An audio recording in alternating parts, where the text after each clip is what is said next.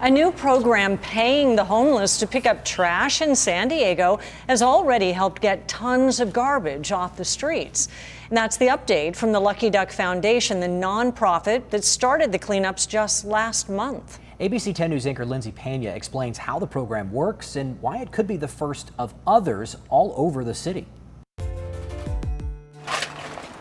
Every Monday and Thursday for the last month, the Lucky Duck Foundation has been coming out to 16th and Commercial with trash bags and a massive bin.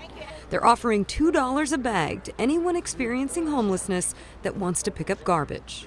So it's a chance for them to contribute to the overall cleanliness and circumstances surrounding their environment. It gives them a chance to earn some money, and it improves the streets. Drew Moser is the executive director of the Lucky Duck Foundation. It's a San Diego-based nonprofit dedicated to helping those experiencing homelessness. The Triangle Project, named for the triangular-shaped area in downtown that it covers, started in early March and since then has picked up nearly 10 tons of trash. That works out to roughly 1,300 trash bags and $2,600. Moser says it's been a win-win for everyone.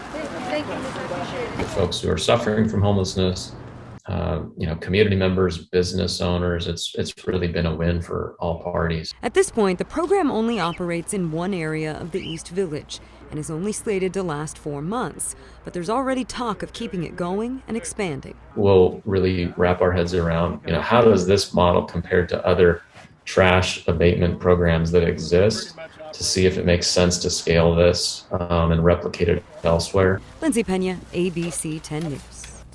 Moser says the Lucky Duck Trash program got started based on a suggestion from a longtime volunteer who had gathered input from some of the homeless people living in the area.